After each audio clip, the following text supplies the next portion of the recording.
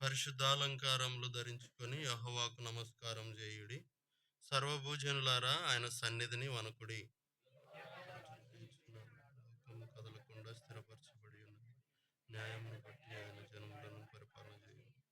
ఈ వార్తను అన్ని జనులలో ప్రకటించుడి. యెహోవా వేంచేయుచున్నాడు. ఆకాశం సంతోషించునుగాక, భూమి ఆనందించునుగాక, సముద్రమును దాని సంపూర్ణతయు ఘోషించునుగాక. దాని అందుగల సర్వమును యెహోవా సన్నిధిని ప్రదర్శించునుగాక. వనవృక్షములన్నీ ఉత్సాహధ్వని చేయునుగాక.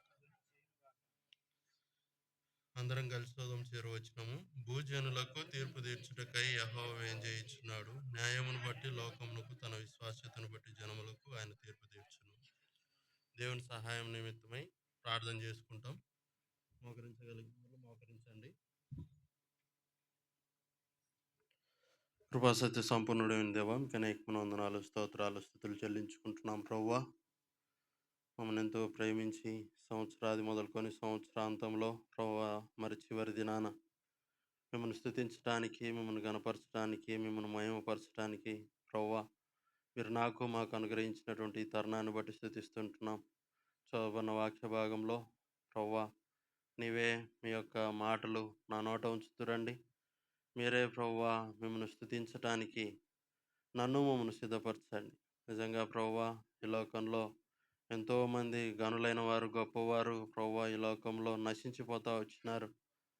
ఈ సమయాన్ని చూడక ప్రభువా ఈ లోకాన్ని విడిచి వెళ్ళిపోతా వచ్చినారు. కేవలము దరిద్రులము ప్రభువా, నీచులము, అసహ్యులమైన మమ్మను ప్రేమించినారు. ప్రభువా ఈ దినాన మిమ్మల్ని స్తుతించడానికి మీ పరిశుద్ధమైన జనాంగంలో మీరు మమ్మల్ని చేరుస్తూ వచ్చినారు. ప్రభువా ఆత్మతో సత్యంతో ఆరాధించటానికి మీరే మమ్మల్ని సిద్ధపరచమని, మీరే సహాయం చేయమని, మీ యొక్క ఆత్మ సంచారం మా మధ్యలో ఉంచుతురమ్మని, కనబడని అంధకార శక్తులను యేసుక్రీస్తు నామములో పాతాళంలో బంధిస్తూ మీ కృపను కోరుకుంటూ యేసుక్రీస్తు పరిశుద్ధ నామమున ప్రార్థించాడు వేడుకుంటున్నాం పరమ తండ్రి, ఆమేన్.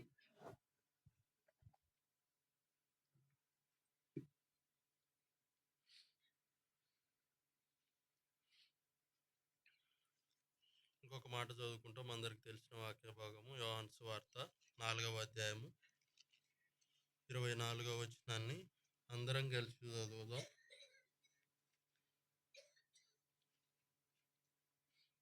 యోహాను సువార్త 4వ అధ్యాయము 24వ వచనం అందరికి కలిసి చదువుదాం. దేవుడు ఆత్మ గనుక ఆయన ఆరాధించేవారు ఆత్మతోనూ సత్యంతోనూ ఆరాధింపవలెనను. చదవబడినటువంటి వాక్య భాగంలో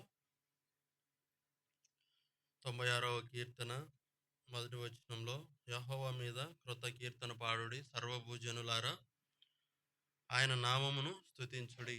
ఆయన నామాన్ని మనం స్తుతించాలి అని దేవుడు చెప్తా ఉంటున్నాడు. ఇక్కడ యోహాను సువార్తలో దేవుడు ఆత్మ గనుక ఆయన ఆరాధించేవారు ఆత్మతోనూ సత్యంతోనూ ఆరాధింపవలెను. దేవుడు ఆత్మయే ఉన్నాడు. దేవుడు ఆత్మస్వరూపి. మరి ఆయన ఆరాధించాలి. మనం ఎందుకు ఆరాధించాలి అని మనం చూసినట్లయితే, మొట్టమొదట దేవుడు మానవుని సృష్టించినప్పుడు ఆయన కేవలము మంటితో నరుని నిర్మిస్తూ వచ్చి అందులో జీవవాయువును ఊదగా నరుడు జీవాత్మ అవుతా వచ్చినాడు. అంటే ఆయన యొక్క ఆత్మను మానవునికి దేవుడు అనుగ్రహిస్తూ వచ్చినాడు. సమస్తమైనటువంటి భూమి మీద ఈ విశ్వం అంతటిలో ఆయన సూర్యచంద్రులు కావచ్చు, ఈ యొక్క ఆకాశము భూమి, ఇంకా ఎన్నో ఈ సృష్టి అంతటిని కూడా నోటి మాటతో కలగజేసినాడు. కానీ మానవుణ్ణి మాత్రము తన హస్తంతో ఆ యొక్క మట్టి తీసుకొని నరుని నిర్మించి ఆయన యొక్క ఆత్మని మనలో ఉంచుతా వచ్చినాడు. అందుకే ఇక్కడ చెప్తా ఉంటున్నాడు కదా, దేవుడు ఆత్మ కనుక ఆయన ఆరాధించేవారు ఆత్మతోనూ సత్యంతోనూ ఆరాధింపవలను. మరి ఆత్మ ఎవరిది మనలో ఉన్నది అంటే దేవునిదే. దేవుని యొక్క రూపము మనకి ఇస్తా వచ్చినాడు. ఆయన యొక్క రూపమే, ఆయన ఆత్మస్వరూపి. మనకి ఈ రూపము అని కనిపించదు, కానీ ఆయన రూపం ఎక్కడ చూస్తా వచ్చినాడు అంటే మనలో చూస్తా వచ్చినాడు. ఆయన మనిషిని సృష్టించిన తర్వాత ఇప్పుడు మనము మన పిల్లల్లో మన రూపాన్ని చూస్తాం.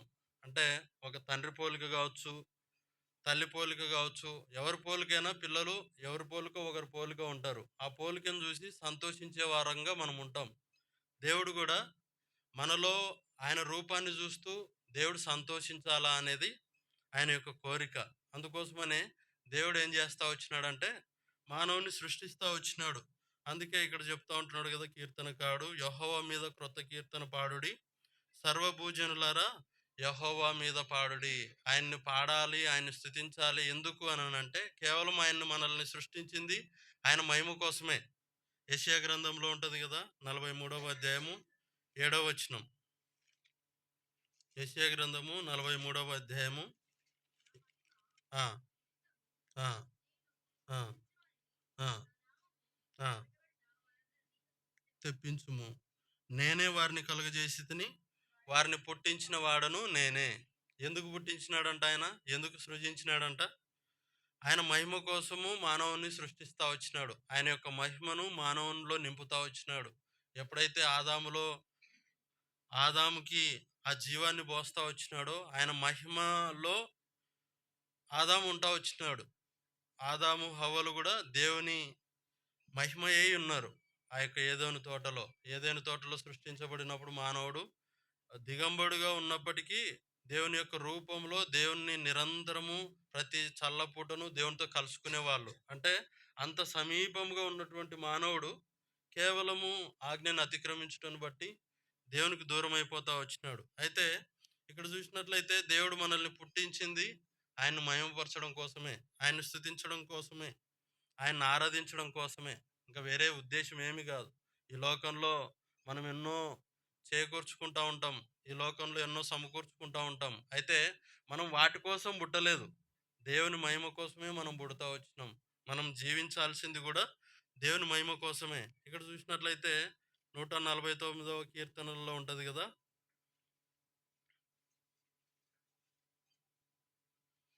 మొదటి వచనం, రెండవ వచనం. నూట- ఆ, ఆ, ఆ, ఆ, ఆ, ఆ. ఇక్కడ చూసినట్లయితే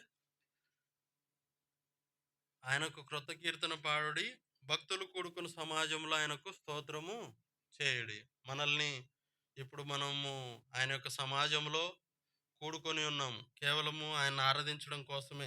ఇక్కడ చూసినట్లయితే ఇశ్రాయేలీలు తమను పుట్టించిన వానిని బట్టి సంతోషించుదురుగాక. దేవుడు మనము మన పిల్లల్ని బట్టి ఎట్లా సంతోషిస్తామో, మన మన పిల్లలు మనల్ని బట్టి ఎట్లా సంతోషిస్తారో దేవుడు కూడా మనల్ని బట్టి సంతోషించేవాడుగా ఉంటున్నాడు. మనం ఆరాధన చేసినప్పుడు, ఆయన్ని స్తుతించినప్పుడు, ఆయన్ని మహిమపరిచినప్పుడు మనల్ని బట్టి సంతోషించేవాడుగా ఉంటున్నాడు. ఈ లోకంలో ఆయన ఏమని చెప్తా ఉంటున్నాడు పాత నిబంధన గ్రంథంలో, నేను బలిని కోరలేదు కానీ కేవలము కనికరమునే కోరుతున్నాను అంటాడు. అంటే మన నుంచి ఆయన ఏది ఆశించలేదు. మన నుంచి మనం ఆయనకి ఇస్తే సంతోషం లేదు. వేలాది దూడలనైనా, వేలాది పొట్టేళ్ళనైనా, తర్వాత వేలాది నదులంతా విస్తారమైన తైలాన్ని ఇచ్చినా అది నాకు సరిపోదు అని దేవుడు చెప్తా ఉంటున్నాడు. అయితే మన హృదయంలో నుంచి వచ్చేటువంటి ఆరాధనే దేవుడు కోరుతా ఉంటున్నాడు ఈ యొక్క దినంలో, మనం సంవత్సరం అంతా కూడా. అయితే ఇక్కడ చూసినట్లయితే మనం ఆరాధించడము అనేది దేవుని సంఘంలో మనం ఆరాధిస్తాము. అయితే ఆరాధన మనము కేవలము అంటే మందిరంలో కూడుకున్నప్పుడు మాత్రమే ఆరాధించాలన్న దేవుణ్ణి.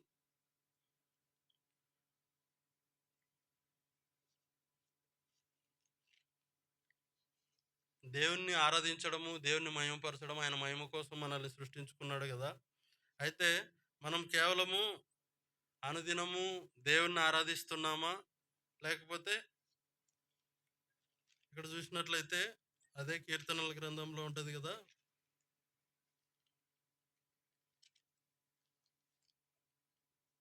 34వ కీర్తన మొదటి వచనం. నేను ఎల్లప్పుడూ యెహోవాను సన్నుతించెదను, నిత్యము ఆయన కీర్తి నా నోట నుండును. ఎప్పుడు కూడా దేవుణ్ణి స్తుతించాల. ఎట్లా అనంటే మనము నడిపించబడుతున్నటువంటి రీతి, మనం వెళ్తున్నటువంటి మార్గము, దేవుడు మనల్ని ఏ రకంగా మనం నడిపించబడుతున్నామో, దేవుని సహాయం కోరి మనం ఎట్లా జీవిస్తున్నామో, ఆయన చేస్తున్నటువంటి మేలులు మనం ఎరిగి ఆయన్ని మనం ఆరాధించబద్దులమై ఉన్నాం. ఎందుకంటే నిరంతరము నిత్యము దావీదు తన జీవితంలో రోజుకి 3 సార్లు ప్రార్థన చేసేవాడు, 7 సార్లు దేవుణ్ణి స్తుతించేవాడు. ఎందుకు? ప్రతిరోజు ఆయన రాజుగా ఉండి కూడా మనము ఏదైనా చిన్న జాబ్ చేస్తే నేను బిజీగా ఉన్నానని చెప్పేసి ఆ, మందిరానికి రాకుండా ఆగిపోతాము ఆ డ్యూటీని బట్టి. తర్వాత ప్రార్థన చేసుకోవడం ఆగిపోతుంది. తర్వాత దేవుణ్ణి ఆరాధించము, పూర్తిగా అన్ని వదిలేస్తాం. అయితే ఇక్కడ చూసినట్లయితే దావీదు ఒక రాజుగా ఉన్నప్పుడు రాజ్య భారం అంతా కూడా తన మీద ఉంటుంది. అయినప్పటికీ రోజుకు 3 సార్లు ప్రార్థించేవాడు, 7 సార్లు దేవుణ్ణి స్తుతించేవాడు. ఎందుకు? ఆయన జీవితంలో నిజంగా చూస్తే ఆయన జీవితంలో పశ్చాత్తాప హృదయము, ఆయన పడినటువంటి పశ్చాత్తాప హృదయం బైబిల్లో ఎవరిని కూడా చూపించలేదు. ఆయన లాంటి పశ్చాత్తాప హృదయం, ఆయనలాగా ఆరాధించిన వాళ్ళు ఈ భూమి మీద నాకు తెలిసి కీర్తనలు ఎక్కువ రాసిన వాళ్ళు ఎవరైనా ఉన్నారా అంటే దావీదే. ఎందుకు? దేవుణ్ణి ఎంతగా గనపరిచినాడో. ఆయన గొర్రెల దొడ్డిలో ఉన్నప్పుడు, ఆయన ఇంటిలో తృణీకరించబడి అసలు వాళ్ళ ఇంట్లో ఎవరు కూడా లెక్కలు చేయలేని స్థితిలో ఉన్నప్పుడు, అడవుల్లో ఉన్నప్పుడు దేవుణ్ణి ఎట్లా స్తుతించినాడో, ఆయన రాజుగా అయినప్పుడు కూడా దేవుని స్థుతించినాడు. ఆయన ఏమాత్రం కూడా విడవలేదు. అందుకే దేవుడు అతన్ని అంతగా గనపరుస్తూ వచ్చినాడు. ఇక్కడ చూసినట్లయితే దేవుణ్ణి ఆరాధించే విషయంలో దేవుడు మనల్ని ఎన్నో విషయాల నుంచి విడిపించి మనల్ని ఆయన యొక్క సమాజంలో మనల్ని చేరుస్తూ వచ్చినాడు కదా. అదే 149వ కీర్తన 4వ వచనంలో చూసినట్లయితే, తన ప్రజలందు ప్రీతి గలవాడు, ఆయన దీనులను రక్షణతో అలంకరించును. ఆయన మన యందు ప్రేమ చూపిస్తూ వచ్చినాడు. ఎటువంటి ప్రేమ అంటే, మనం పాపము చేసి దేవునికి దూరం అయిపోయినాం. ఆదాము ఎప్పుడైతే పాపం చేసినాడో, ఆ యొక్క పాపం అనేది ప్రతి మానవునికి సంక్రమిస్తూ వచ్చింది. తర్వాత ఆయన ద్వారా మనకు వచ్చినటువంటి పాపం. అందుకే దావీదు మహారాజు అంటాడు కదా, నేను పాపములోనే పుట్టినవాడును, పాపముతోనే నా తల్లి గర్భమున నన్ను ధరించెను అని. అంటే మనం ఏ పాపం చేయలేదు అనడానికి లేదు. ఎందుకనంటే మనం పుట్టుకతోనే పాపులం. అట్లాంటి స్థితిలో ఉన్నటువంటి మనిషిని దేవుడు ప్రేమించి ఏం చేస్తూ వచ్చినాడు? రక్షణతో అలంకరిస్తూ వచ్చినాడు. అందుకే మనము దేవుడు మన పట్ల చేసినటువంటి కార్యాన్ని బట్టి మనము ఈ యొక్క రాత్రికాల సమయంలో ఆరాధించబద్దులమై ఉన్నాం. అయితే ఆయన మహిమ కోసము దేవుడు మానవుని సృష్టించుకుంటే మనిషి చేసినటువంటి పని ఏంటయ్యా అని చూస్తే, కీర్తనల గ్రంథంలో ఉంటుంది కదా, 7వ అధ్యాయము 14వ వచనం నుంచి 16వ వచనం వరకు. ఆ ఆ ఆ ఆ ఆ ఆ ఆ ఇక్కడ చూసినట్లయితే, పాపాన్ని కనుటకు వాడు ప్రసవ వేదన పడుచున్నాడు, చేటును గర్భమున ధరించిన వాడై అబద్ధమును కని ఉన్నాడు. దేవుడు మానవుణ్ణి యథార్థంగా సృష్టించినాడు. ఆయన రూపాన్ని ఇచ్చినాడు. ఆయన యొక్క మహిమతో నింపుతా వచ్చినాడు. ఆయన యొక్క మహిమను, ఆయన యొక్క ఆత్మను మానవునికి ఇస్తా వచ్చినప్పుడు, అయితే ఎప్పుడైతే ఆదాము చేసినటువంటి ఆజ్ఞను అతిక్రమణ, ఏదైతే పండు తినొద్దన్నాడో ఆ పండు తింటా వచ్చినప్పుడు దేవుని యొక్క ఉగ్రతకు మానవుడు పాత్రుడైపోతా వచ్చినాడు. ఆ ఆదాము చేసినటువంటి పాపము తర్వాత రోజు రోజులు, తరాలు, యుగాలు గడిచే కొద్దీ మానవుడు ఎట్లాంటి స్థితిలోనికి వెళ్ళిపోతా వచ్చినాడంటే, పాపాన్ని కనుటకు వాడు ప్రసవ వేదన పడుచున్నాడంట. అంటే పాపం చేయడానికి, పాపం అంటే భయం లేకుండా పోతా వచ్చింది మానవునికి. అదేముంది, అది నీళ్లు త్రాగినట్టు అని ఉంటుంది ఒక చోట. నీళ్లు త్రాగినట్టు వాడు దోషములు వాడు త్రాగుచున్నాడు అనేది ఉంటుంది. అయితే ఇక్కడ చూసినట్లయితే ఎంతో భయంకరమైనటువంటి స్థితిలోనికి మానవుడు వెళ్ళిపోతా వచ్చినాడు. ఇంకా చూసినట్లయితే యెషయా గ్రంథంలో ఉంటుంది కదా, 43వ అధ్యాయము. యెషయా గ్రంథము 43వ అధ్యాయము 24వ వచనం. ఆ! ఆ! ఆ! ఆ! ఆ! ఆ! ఆ! ఆ! ఆ! ఇది ఆ! ఆ! ఆ!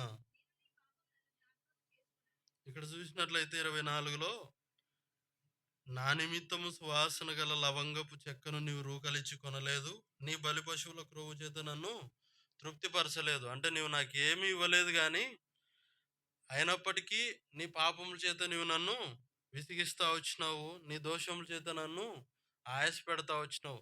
అయినప్పటికీ నేను నా చిత్తానుసారంగానే నీ పాపాలు వేయుచున్నాను అని చెప్తా వచ్చినాడు దేవుడు. అంటే మానవుడు దేవుణ్ణి పాపముల చేత విసిగించడం, దేవుణ్ణి దేవుడు అంటే ఇప్పుడు మన పిల్లలు మన మాట వినకపోతే మనం ఎంత దుఃఖపడతామో.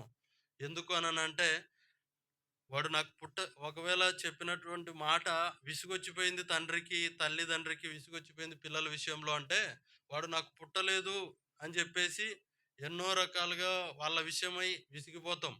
అయితే దేవుడు గూడా దేవుణ్ణి గూడా దేవుడు గూడా అట్లాంటి విసుగు మనం చేసేటువంటి పాపాన్ని బట్టి దేవుడు విసిగిపోయేవాడుగా ఉంటున్నాడు. ఆయాసపడేవాడుగా ఉంటున్నాడు.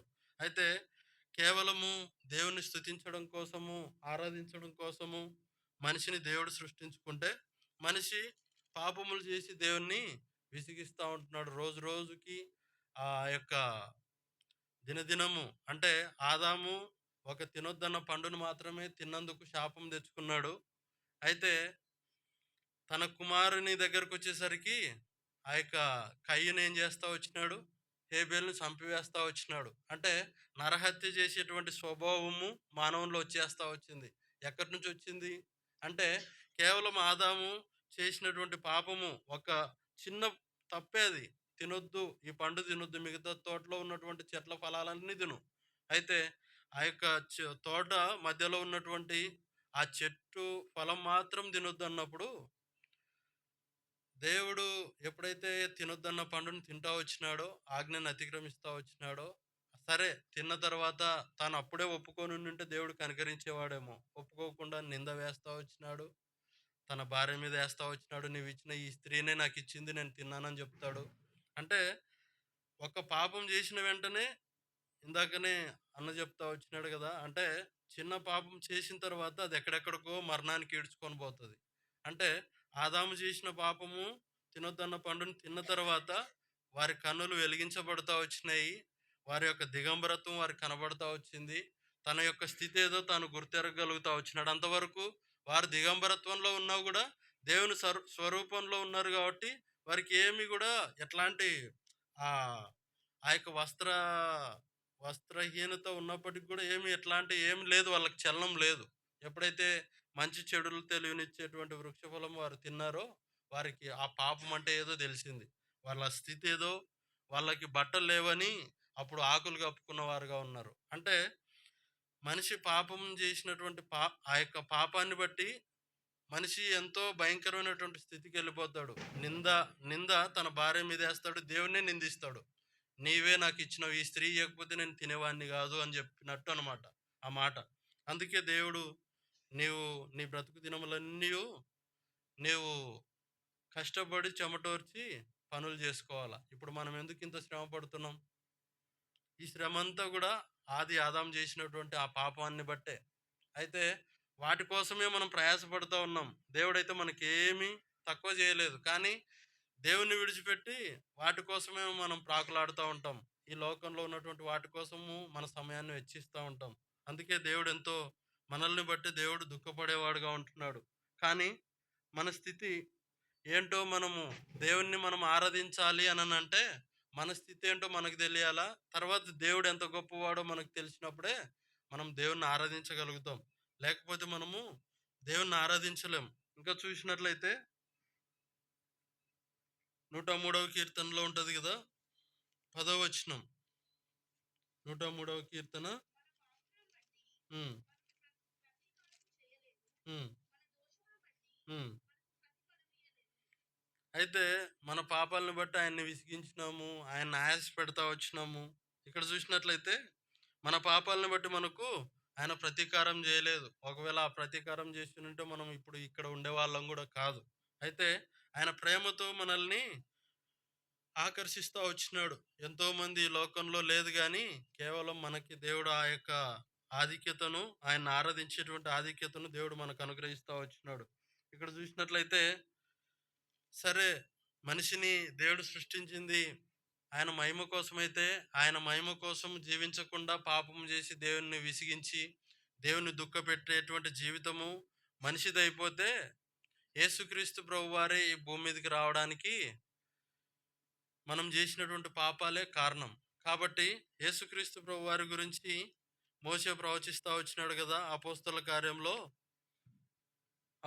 కార్యము 3వ అధ్యాయము అపోస్తల కార్యము 3వ అధ్యాయము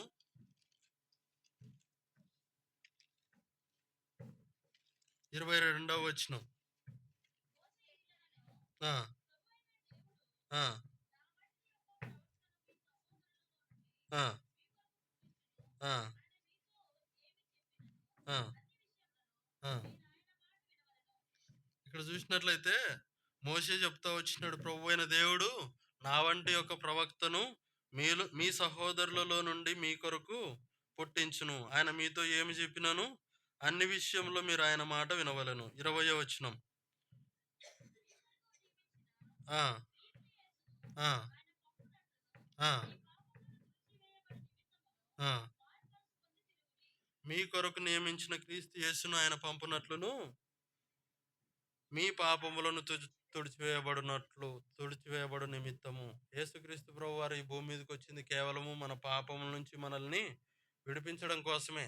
ఆయన ప్రేమ తన ప్రియ కుమారుణ్ణి ఈ భూమి మీదకి పంపుతా వచ్చింది. దేవుడు మొట్టమొదటగా ఆయన మహిమతో ఆదాముని నింపితే, ఆదాము పాపం చేసి దేవునికి దూరం అయిపోయినప్పుడు, ఆ యొక్క పాపము సర్వ మానవాళికి సంక్రమించినప్పుడు ఎంతోమంది ప్రవక్తల ద్వారా పాత నిబంధన కాలంలో, ఇంకొక విషయం చెప్పాలంటే, పాత నిబంధన కాలంలో మోషే మానవుని యొక్క పాప పరిహారార్థమై, అపరాధ పరిహారార్థమై, తర్వాత సమాధాన బలులు, అపరాధ పరిహారార్థ బలులు, అంటే ప్రతిదానికి బలి ఆ దినాల్లో వారు సమర్పిస్తూ వచ్చినారు. ఎందుకనంటే పాపం పరిహరించబడడం కోసం.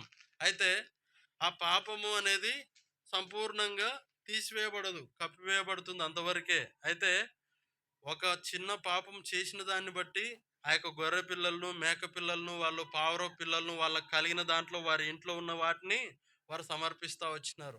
అయితే ఈ దినాల్లో నూతన నిబంధనలో యేసుక్రీస్తు ప్రభువారు వచ్చిన తర్వాత ఆయన ఒక్కడు మాత్రమే ఆయన అప్పగించబడతా వచ్చినాడు. వాటన్నీ కూడా ధర్మశాస్త్రము కొట్టివేయబడతా వచ్చింది. కొట్టివేయబడ్డం అంటే ఏందయ్యా అంటే, ఒకవేళ యేసుక్రీస్తు ప్రభువారు రాకపోయింటే మనము కూడా ఈ దినాల్లో ఎన్ని బలులు అర్పించాలనో. మనం చేసేటువంటి పాపాలు ఎన్నో అధికం. అయితే ప్రతి పాపాన్ని బట్టి మనం బలి అర్పించాలంటే గొర్రె పిల్లలు కావాలా, మేక పిల్లలు కావాలా, పావురాలు కావాలా, అంటే ఉన్నటువంటి పశువులు తక్కువ వస్తాయి. అంటే అట్లాంటిది ఆయన యేసుక్రీస్తు ప్రభువు ఈ భూమి మీదకి కేవలము నా పాపముల నిమిత్తమై, మనము ఎంతో మన పాపముల చేత దేవుని విసిగించినాము. అట్టి స్థితిలో ఉన్నటువంటి మానవుని ప్రేమించి యేసుక్రీస్తు ప్రభువారు ఈ భూమి మీదకి రావాల్సి వచ్చింది. ఆయన ఒక్కడు మాత్రమే ఆ కలువరి శిలువలో మరణించడం ద్వారా మనకు గొప్ప రక్షణ. ఆయన చెప్తా వచ్చినాడు కదా, యెహోవా తన ప్రజలందు ప్రీతి గలవాడు, ఆయన రక్షణతో అలంకరించును అని. అంటే దేవుడు తన ప్రియ కుమారుణ్ణి యేసుక్రీస్తు ప్రభువారిని భూమి మీదకి పంపించడం ద్వారా దేవుడు మనకు రక్షణను అనుగ్రహిస్తా వచ్చినాడు. ఇంకా చూసినట్లయితే మత్తయి సువార్తలో ఉంటది కదా, మొదటి అధ్యాయము 21వ వచనం. మత్తయి సువార్త మొదటి అధ్యాయము 21వ వచనం. ఆ! ఆ!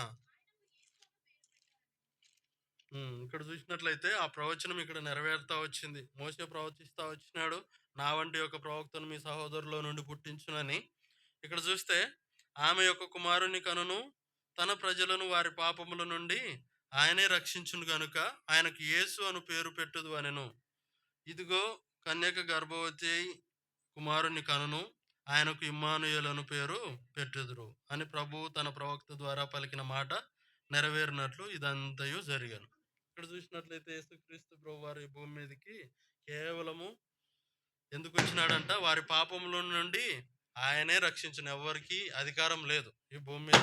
యేసుక్రీస్తు ప్రభు వారి మాత్రమే పాపముల నుంచి విడిపించబడడానికి ఉంది. అయితే ఇక్కడ ఉంటది కదా, తండ్రి ఆ యొక్క రెండో పేతురు పత్రిక మొదటి అధ్యాయము 17-18 వచనాల్లో ఉంటది కదా. ఆ, ఉమ్, ఆ, ఆ, ఆ, ఆ, ఆ, ఆ, ఉమ్, ఆ.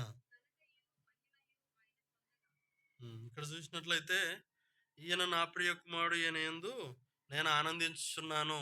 ఇది ఎవరి గురించి సాక్ష్యం ఇచ్చినాడు? దేవుడు యేసుక్రీస్తు ప్రభు వారిని గూర్చి ఆకాశం నుండి ఆ యొక్క ఒక స్వరము వినబడినప్పుడు అక్కడ ఉన్నటువంటి శిష్యులు వింటా వచ్చినారు, ఈయన నా ప్రియ కుమారుడు, ఈయన యందు నేను ఆనందించున్నాను. ఆనందము ఎందుకు కలుగుతా వచ్చిందంటే ఆయన ఈ భూమి మీద పుట్టి సర్వ మానవాళి పాప పరిహారార్థమై ఆయన ఆ కలవరి శిలువలో మరణించాల. అది లేఖనాల్లో ప్రతి గ్రంథాల్లో కూడా వ్రాయబడినటువంటి మాట. పరిశుద్ధమైన రక్తం చిందించబడితేనే పాపికి రక్షణ. కాబట్టి వారి పాపముల నుంచి వారిని రక్షించడానికి యేసుక్రీస్తు ప్రభు వారిని ఈ భూమి మీదకి పంపిస్తా వచ్చినాడు. ఆయన మరణం పొందడమే దేవునికి ఆనందం అంట. ఎందుకు అనంటే ఆయన మరణం పొందితే సర్వ మానవాళికి రక్షణ. కాబట్టి యేసుక్రీస్తు ప్రభు వారు ఈ భూమి మీద తాను పుట్టిన ఉద్దేశం ఏంది అనంటే, ఆయన వచ్చినటువంటి ఉద్దేశం ఏందనంటే, ఆది ఆదాము చేసినటువంటి పాపాన్ని బట్టి దేవునికి దూరం అయిపోయినటువంటి మానవుణ్ణి మరలా దేవునికి సమీపంగా తీసుకొచ్చే దానికోసము యేసుక్రీస్తు ప్రభు వారిని ఈ భూమి మీదకి దేవుడు పంపిస్తా వచ్చినాడు. మరలా మానవుని సమకూర్చే దానికోసం, ఆయన మహిమను ఆ మరలా దేవుడు మానవునికి ఇచ్చేదానికోసము, కోల్పోయినటువంటి మహిమను మరలా ఇచ్చేదానికోసము యేసుక్రీస్తు ప్రభు వారిని ఈ భూమి మీదకి పంపిస్తా వచ్చినాడు. కేవలము దేవుని చిత్తాన్ని నెరవేర్చడం కోసమే ఈ భూమి మీదకి వస్తా వచ్చినాడు. ఇక్కడ చూసినట్లయితే యోహాను సువార్తలో ఉంటది కదా, 6వ అధ్యాయము 38వ వచనం. యోహాను సువార్త 6వ అధ్యాయము ఆ ఆ ఆ యోహాను సువార్త 6వ అధ్యాయము 38వ వచనం.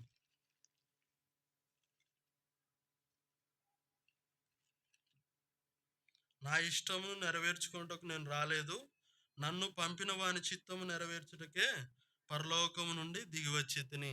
ఆయన వచ్చిన ఉద్దేశం ఏందయ్యా అంటే దేవుని యొక్క చిత్తాన్ని నెరవేర్చడం కోసం వచ్చినాడు. దేవుని యొక్క చిత్తం ఏందయ్యా అంటే మన కోసం మరణించడమే ఆయన పని.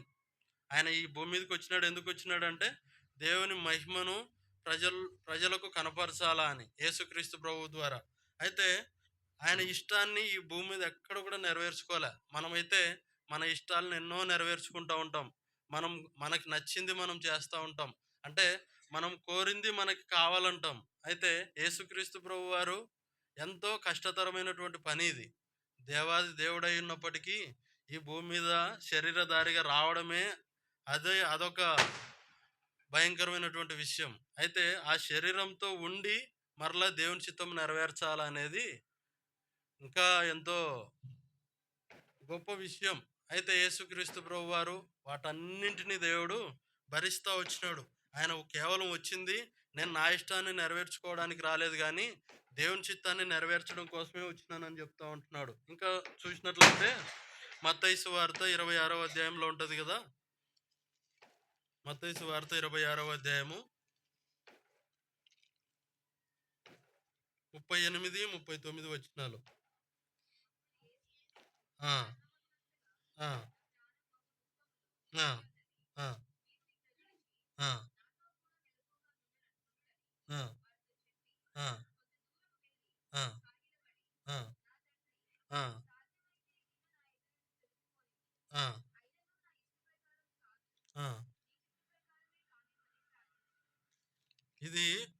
వాళ్ళు అక్కడ ఉన్నటువంటి గెత్సేమనే తోటలోకి పోయినప్పుడు ఆయన అప్పగించబడుతున్నటువంటి సమయం రాత్రి అది.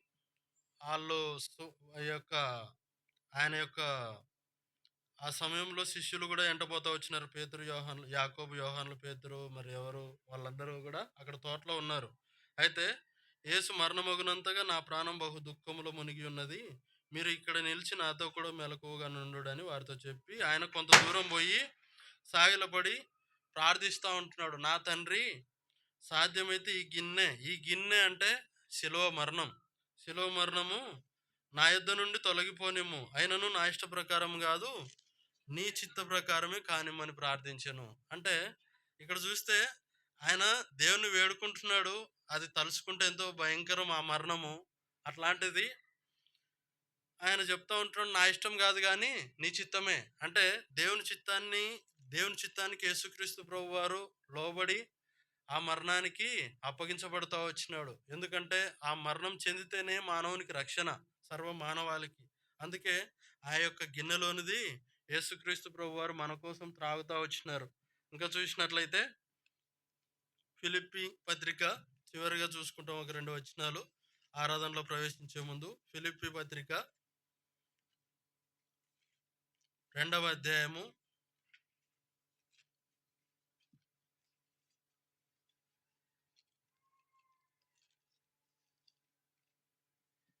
6, 7 వచనాలు.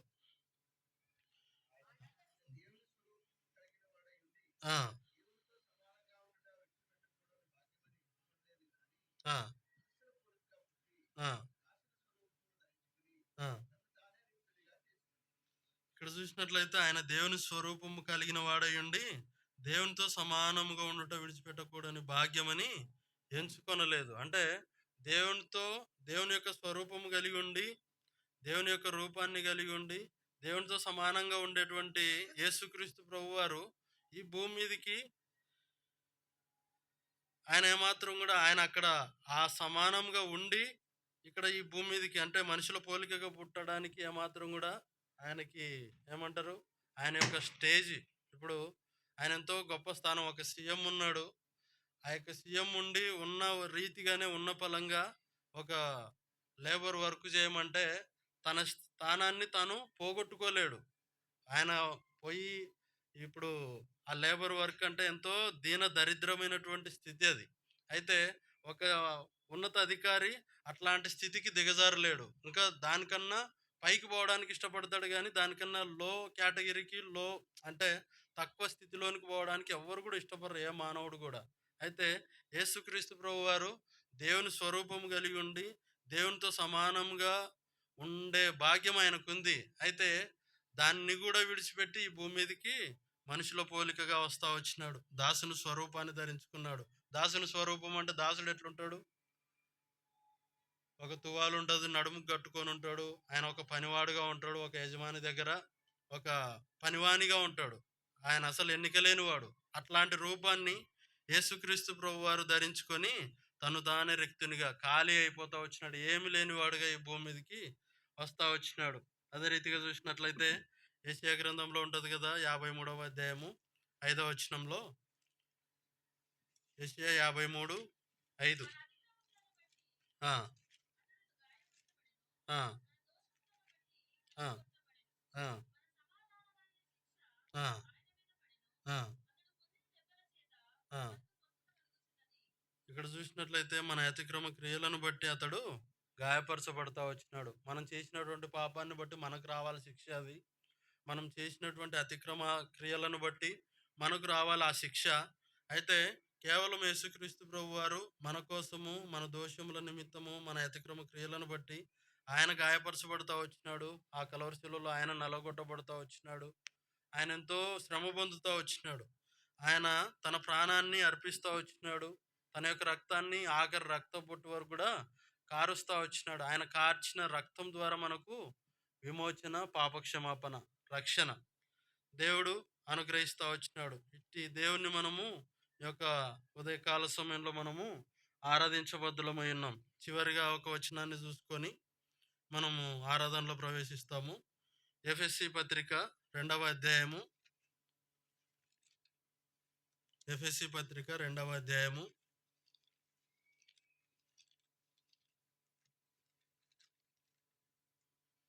1వ వచనము. ఉమ్, ఆ, ఆ, 4, 5 వచనాలు. ఆ, ఉమ్, ఆ,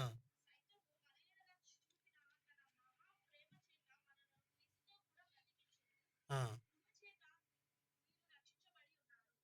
ఇక్కడ చూసినట్లయితే మనం మన అపరాధముల చేత, మన యొక్క పాపముల చేత మనము చచ్చినటువంటి స్థితిలోనికి వెళ్ళిపోతా వచ్చినాం. జీవించుతున్నాం అన్న పేరు మాత్రమే ఉంది కానీ మనం మృతులము.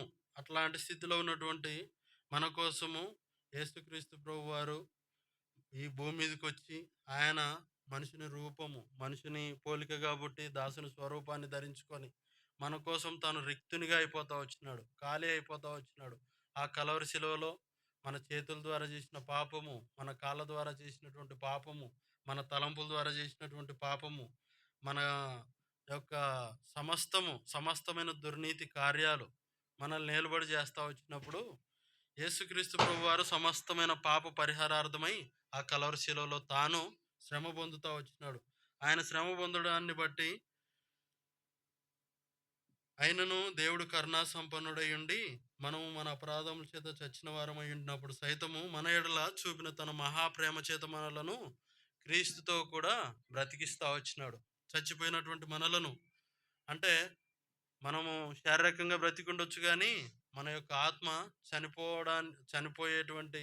చనిపోయిన స్థితిలో ఉండిపోతా వచ్చింది. అయితే యేసుక్రీస్తు ప్రభు వారి మరణం ద్వారా మనము రెండవ మరణం నుంచి తప్పించబడతా వచ్చినాం. ఆయన మనల్ని రక్షణతో మనల్ని అలంకరిస్తూ వచ్చినాడు. చివరిగా ఈ మాట చదువుకొని కీర్తనల గ్రంథము 96వ అధ్యాయము ఆరాధనలోనికి మనం ప్రవేశిస్తాం.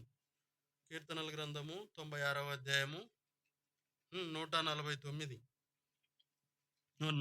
96:4 అందరం కలిసి చదువుతాము. 96:4 యెహోవా మహాత్యం గలవాడు, ఆయన అధిక స్తోత్రం పొందదగినవాడు, సమస్త దేవతల కంటేనూ ఆయన పూజనీయుడు. 149 కీర్తనలు 149 4వ వచనం. యెహోవా తన ప్రజలందు ప్రీతి గలవాడు, ఆయన దీనులను రక్షణతో అలంకరించును. దేవుడు మనకిచ్చిన రక్షణను బట్టి, దేవుడు మన పట్ల చేసినటువంటి ఆ యొక్క ప్రాణ త్యాగాన్ని బట్టి, తన ప్రియ కుమారుణ్ణి మన కోసం ఆయన అర్పించినటువంటి విధానాన్ని బట్టి మనము ఈ యొక్క ఉదయకాల సమయంలో ఆయన చేసినటువంటి మేలు ఎంతో మనము ఆ యొక్క మరణం నుంచి తప్పించబడుతూ వచ్చినాం, శాపం నుంచి విడిపించబడుతూ వచ్చినాం, భయంకరమైన పాపము నుంచి, అంధకారం నుంచి, చీకటి నుంచి విడిపించబడుతూ వచ్చినాం. ఆయన యొక్క వెలుగులోనికి మనల్ని దాటిస్తూ వచ్చినాడు. కాబట్టి ఇటు తలంపులతో మనము దేవుణ్ణి ఆరాధించబద్దులమై ఉన్నాం.